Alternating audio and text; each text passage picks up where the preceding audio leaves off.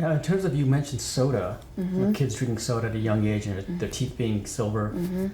What would you recommend someone, how they could break away from soda addiction or lessen the amount of soda that they drink?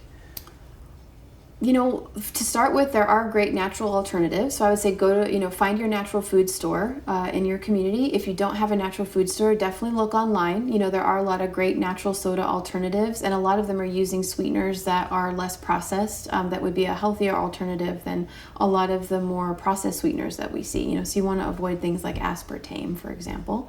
But that would be the first step is, maybe it's too hard to quit cold turkey. It would be in your best interest if you could, and maybe replace it even with lovely fruit juices. Some people, they'll put cucumber slices and berries in their water, and I've seen that be a very successful way of converting someone, off of soda, and that might be helpful with children. But it just kind of depends on, how strong is the addiction, because processed sugars are very strong. You can liken it to like cocaine or something where the system has a dependency on it at a certain point. So you really want to have compassion when you're making, these smarter decisions for your health and investing in your health.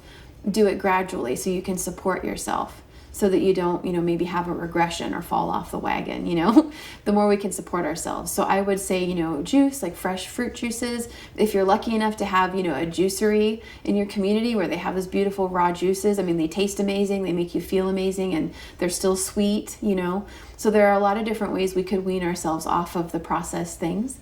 So you could trade, a healthier soda, like there's Virgil's, or I think it's Zevia. I think it's a soda made with stevia. So there are a lot of healthier alternatives, and ideally the best thing would be to eventually just cut them out entirely.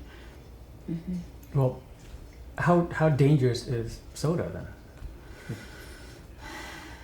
Well, it's hard to quantify that.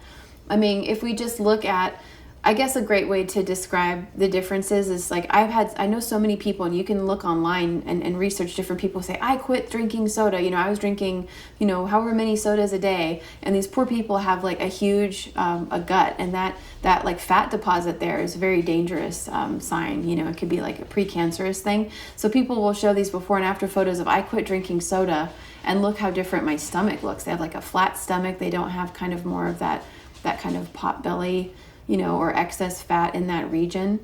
So that's just a testament to how much it really impacts our health and our vitality, is by people just taking soda out of their diet. They may actually even be doing something like still smoking, still eating processed foods, still going to the fast food places, but they cut out the soda, and it's greatly already impacted their weight.